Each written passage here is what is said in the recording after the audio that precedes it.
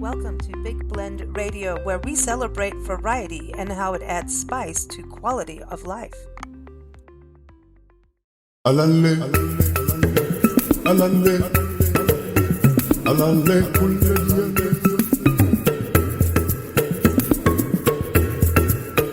alalle, alalle, alalle, alalle.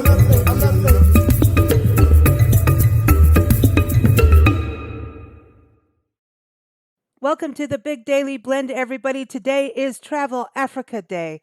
Oh, we had to cover this. You know, Nancy and I have been traveling since we could all walk, I suppose. But I think our big travel started in Africa, in Kenya, where Nancy used to take tours over to Kenya and then eventually worked for Joy Adamson, who's a wildlife conservationist. Her and her husband, George, are very famous for that. If you've ever seen the movie Born Free, Elsa the Lion, read Joy Adamson's books, that's who Nancy worked for. Not the movie stars, but for Joy, where she went and tracked wildlife. And then Joy got murdered, sadly. And Nancy and I lived in Kenya, and that's where I went to school as a young girl, or I should say, very little girl. And of course, we explored Kenya and its amazing wildlife and things like the actual migration of wildebeest. We're going to talk about that in a little bit here as part of the 7 natural wonders of the world.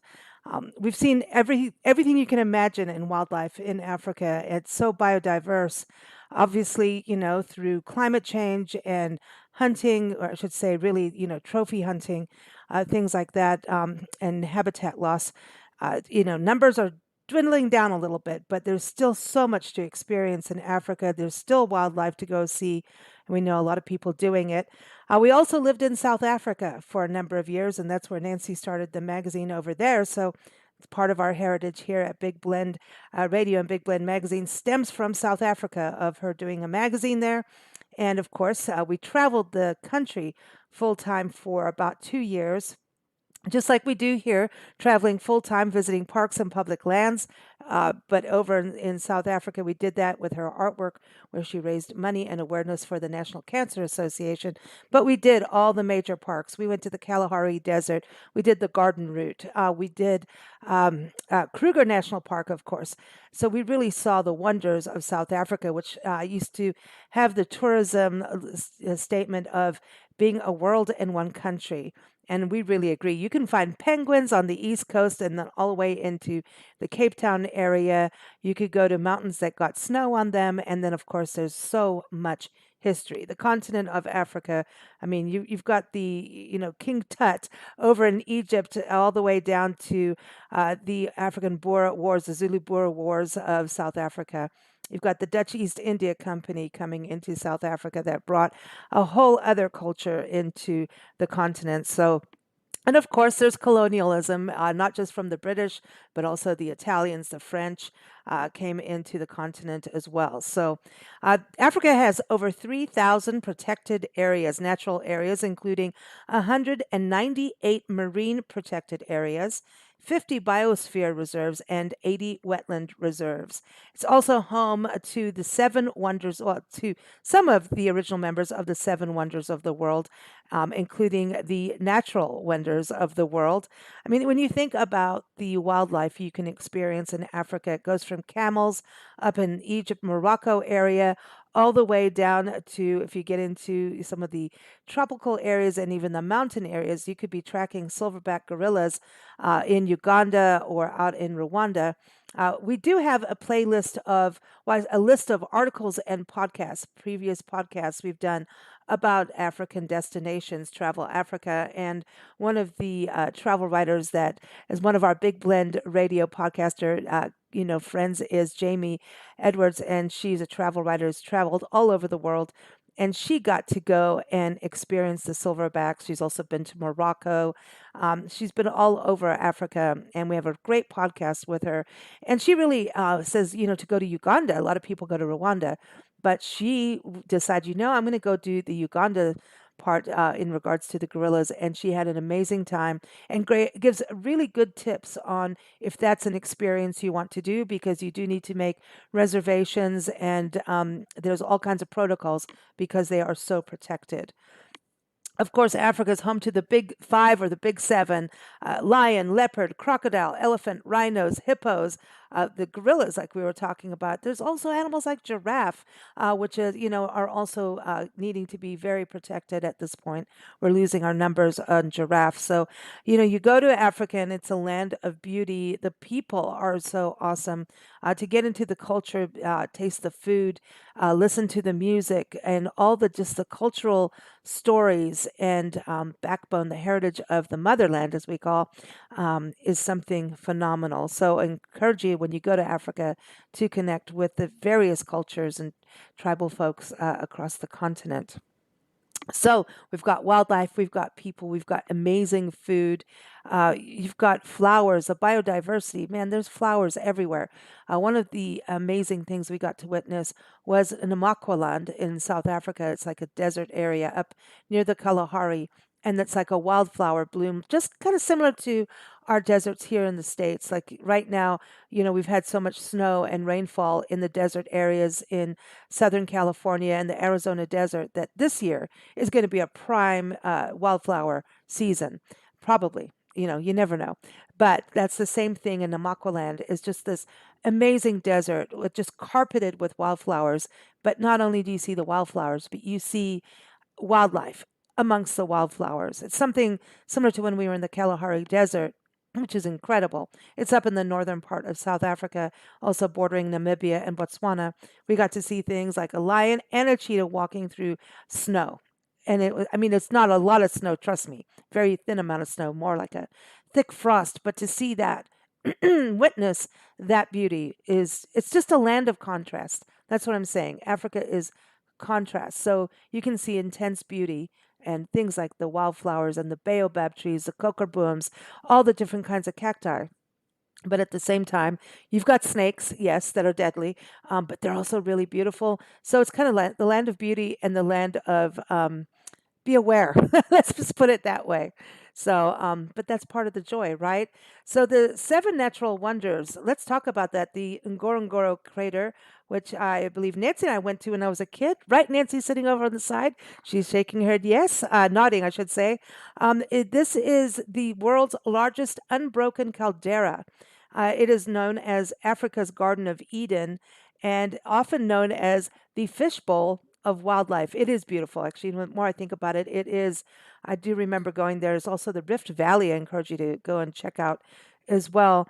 So it's home to over 30,000 animals, including the lion, the rhino, the elephant, the hippo, and the big ones out there. But it's also the main feature of the Ngorongoro Conservation Area, which is a World Heritage Site, and that is protected. It's west of Arusha, excuse me, in Tanzania. So it is the biggest inactive and intact unfilled volcano caldera in the world. So check that out. That's the other thing. Geology in Africa rocks, man. The Nile River, it's kind of like our Colorado River in this country, and the Mississippi River. Colorado River is often referred to as the Nile of America. The Nile River is the longest river in the world, and it flows north, which is always interesting. It is a north flowing river, and it's pretty much in the northeastern part of Africa. And it's shared by 11 countries of the world. It extends over 4,132 miles. That's massive, man. The two sources are the Blue Nile and the White Nile, and the river originates in Uganda and Ethiopia, those two smaller rivers. So check that out. That is something to explore, especially if you go to Egypt. So there's a lot of historical and cultural sites of Egypt that are on the banks of the Nile River. And so that would be something, including the Valley of the Kings. So we've got a story from Sharon Kurtz, who went to Egypt during COVID. It was at the beginning of the pandemic. And at that point, Egypt said, we're welcoming people. And of course, everybody was masked up and everyone was behaving. And she got to go visit King Tut she got to go in there by herself. Normally there's so many tourists, but she got to go do that. So we've got that article in the list as well. But that is The Valley of the Kings, it was a burial place for the pharaohs and the nobles of the New Kingdom, and for about 500 years. It's the largest collection of buried royal leaders in the world. So that would be something to put on your list. It's got, at least they say, 63 tombs and chambers, varying in sizes from a simple pit to larger tombs with around 120 chambers. So far, they always keep finding new things about that area. So, anyway, that's all connected to the Nile, the longest river in the world. Another area, and this is something we also have stories on, from travel writer Debbie Stone, did a lot. She went to Victoria Falls. She did the Chobe Desert in Namibia. She did I was going to say the Okavango Delta. So we've got her stories also linked in the show notes. So everything's in the show notes. If you're listening on YouTube or Facebook or Spotify or Apple, just go look in the show notes and you'll see those links in there. But the Okavango Delta is the largest inland delta that has not been, ruined through war or poaching. The poaching, that is the sad part. Like I said, that beauty and then that sadness comes. And that's the thing. Be prepared when you go out to watch wildlife, that you will probably see, if you're lucky, I say, but this can freak some people out, an animal kill where, if a wild, like a lion decides to take down an impala gazelle. It is something incredible to witness. If you get to see a cheetah kill, that's even like amazing because you get to see the speed of them run, but they do eat. And so for some, that may be traumatic to watch, but I kind of grew up with that. And so you tend to learn that it's part of nature and the ecosystem, and that's what happens. So again, the land of contrast. But the Okavango Delta, it is protected, heavily protected. And I think Botswana's really done a lot in wildlife protection over the last decade. They've really stood up and realized that saving their animals also brings tourism and travelers like all of us. So it is in the Kalahari's Endoric Basin. Endorheic. I'm not pronouncing that correctly, but that's okay. The water actually never goes to the ocean, and it's kind of interesting. It evaporates during the dry season, but it kind of sits there like a swamp. And it is on the eastern side of the Okavango Delta and is the Moremi Game Reserve, and that's pretty much the place where people go. And from there, you can see chacma baboons. You can see the greater kudu. The kudu is it's a giant, giant, beautiful creature and just amazing markings, but they're really big. You've got buffalo, you've got lions, cheetahs, hippos. It's also the Okavango Delta is declared a UNESCO World Heritage Site. So we've got an article on that. We've also got the article on the Sahara Desert. We were talking about deserts. This is the largest hot desert in the world and the third largest desert after Antarctica and the Arctic.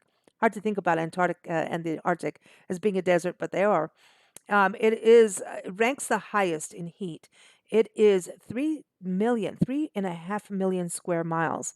And so it's basically the size of the United States. Isn't that crazy? That's one big desert. It covers a lot of North Africa, except for the Mediterranean seacoast and the Egypt and Sudan's Nile Valley and the Atlas Mountains up in Morocco. It is not lifeless, though. See, that's the thing. So many of us think, oh, desert's a pile of sand. No, there are species that live there, like the Dama gazelle, the Saharan cheetah. Yeah, that would be awesome to see, right? You can go on a camel. You can ride through the desert on a camel. And then if I saw a cheetah while I was doing that, like I think that would be the coolest thing on the planet. They also have fox, addax. They have monitor lizards, sand vipers. That's cool too. Like those, man, there's a whole other ecosystem going on in these deserts. There's wild dogs. They have red-necked ostrich. That's the other thing, ostrich. Man, they're so cool to see when the bird life of Africa, from ostriches to secretary birds. Oh my gosh, you've got marabou storks, you've got, oh my gosh, hoopoes, you've got lilac-breasted rollers, all kinds of brilliant colored birds, and then big ones, fish eagles, which is kind of like our bald eagle. So many raptors. It is absolutely mind-blowing. So if you're into bird watching, you got to go to Africa. I mean, and it really does change according to whether you're in the desert or if you're out in a tropical region or in the mountains, the coast. You got penguins, dude. I'm just saying. It's so anyway, there's the other thing, I was talking about the cultures to really start to understand the cultures of the area. In the Sahara Desert, they still have wandering tribes and nomads, and they create settlements in like the oasis areas of the desert. So that's pretty cool. You can go camping out in the desert too. You can ride camels and go camping, and they do take you out on cultural tours. Again, we have articles about this. The latest one we just actually did. It was actually featured on the home page. I should say the home page, the front cover of our big weekly blend magazine, and that's really cool. It's all about a magical tour of Morocco, and that story is with travel writer Barbara Redding. So we've got that linked in the show notes for you as well. So anyway, so the Sahara Desert, again, one of the seven natural wonders of Africa. I mentioned the Serengeti migration. This is just really epic. And Nancy and I we're so, lucky to be able to be part of this. And when you go out there, be prepared to be just surrounded by wildebeest and zebra. It's the Serengeti. It's also known as the land of endless plains, and it's shared between Tanzania and Kenya. Most of the area is actually in Tanzania, though. It's home to the world's largest terrestrial mammal migration. This is the wildebeest migration.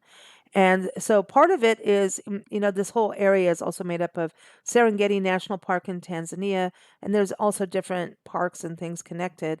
Serengeti's Ngorongoro Conservation Area is also part of it that we were talking about earlier. But this really starts between January and March.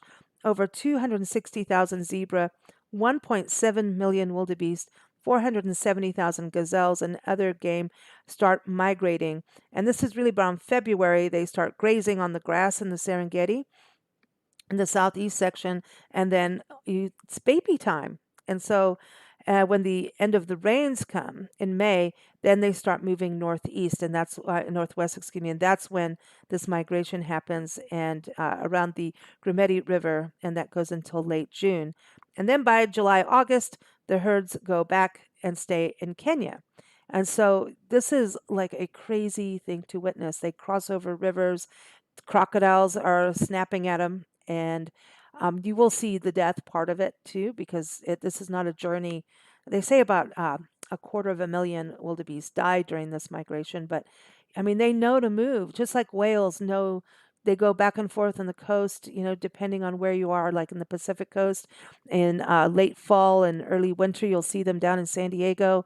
Just all depends on where you are. They go to the Sea of Cortez and then all the way to the Bering Sea, Alaska area. So it's very similar to that, but I mean, this is on the land, and you can really see whales are a little harder, but there's nothing like it. Also, the Red Sea Reef. This is off the coast of Egypt, Eritrea, and Sudan. It is the extensive network of shallow shelves, and it is noted for coral and marine life. And so they have over in that area, in the water, over 1,000 species of invertebrates. 200 hard and soft coral species live out there, and 10% of more than 1,200 species of fish are found in the Red Sea. They are endemic in nature. That means it's the only place you're ever going to see them. So they say the actual fringing coral reefs of the sea are about 5 to 7,000 years old. That's like amazing. To go and snorkel or scuba dive out there would be incredible. So we've also got to talk about Mount Kilimanjaro. How many people talk about climbing this magnificent mountain? It's the tallest freestanding mountain in the world, and it is a height of 19,340 feet. It's the largest stratovolcano in the world, one of the largest. It's dormant. It's based out of Tanzania, and it is the highest mountain in Africa. And yes, it does have snow, not as much as it used to, thank you to climate change. But I remember being able to see it as a little girl, like this, just beacon. Just this beacon of Africa. It is it's a central feature of Kilimanjaro National Park, and a lot of people like to go and climb it. And you do have to be prepared. We know some friends who have done it, and it's epic, and they keep going back. So it is one of those things to do. So there's also monkeys at the base of it, and it is not like climbing the Himalayan or Andes peaks, but it is definitely difficult to do. And if you're going to do something like this, preparation is key. Being physically fit, and also there's guidelines, and you want to make reservations. And really, it's like doing the migration, looking for silverback gorillas, that kind of thing. You do need to look into it and plan for it before you go. You don't want to get all the way to Africa and miss your reservation, or not have made a reservation and not be able to do it. So those are the seven natural wonders of Africa, some of the natural wonders of the world. There's other ones, of course. There's so many natural wonders out there. I mean, I just think about the lakes. We've got an article also talking about, you know, uh, Lake Kariba. And someone went houseboating, a travel writer that we chatted with, Elizabeth Willoughby. And so we've got that story there. Then you got to think about the Lake Tanganyika, the African Great Lake. It's one of the world's natural wonders as well, and it's got 17% of the world's surface fresh water. It's also the oldest and deepest lake in Africa. It's huge. It's massive. It's like a great lake. Lake Nakuru is another amazing place where you just see masses of flamingos. If you like flamingos like we do, that's a place to go check out. There's also the coastal areas. Kenya is just got a beautiful Mombasa, which is, it's like you think about, palm trees and warm water and snorkeling. Yeah, that's the place to go. And there's resorts you can stay in. And then, you can also go to places like Mauritius. A lot of South Africans would fly to Mauritius, these beautiful islands, to go stay there on vacation. You've got the Ivory Coast. So the beaches and the coastal areas, like even in Cape Town, you've got Table Mountain, and then it drops down. You can see the actual tip of Africa, and you can see the two oceans meet. You can see penguins out there. People go diving with great white sharks. See, again, the land of contrast. And then from there, you could take the garden route. And there's actually what's known as the Blue Train, where people go along the garden route through the Tsitsikamma National Forest. And you see all the proteas in bloom and the sugar birds. And it's incredible. Why are we all still here? Let's go to Africa. It sounds good to me. So there's so much out there to experience. There's 54 countries that are recognized according to the United Nations to explore. So we've got the deserts, we've got the deltas, we've got the mountains where you can find the gorillas. You got the coastal delights. So we've got a lot of different stories from Cape Town in South Africa to Namibia's Little Five. Namibia is another place, Victoria Falls. We've got so many different stories, all linked in the show notes. So we hope you get to Africa and enjoy the articles and past interviews with travel writers who've explored Africa. Take care, everybody. Happy travels.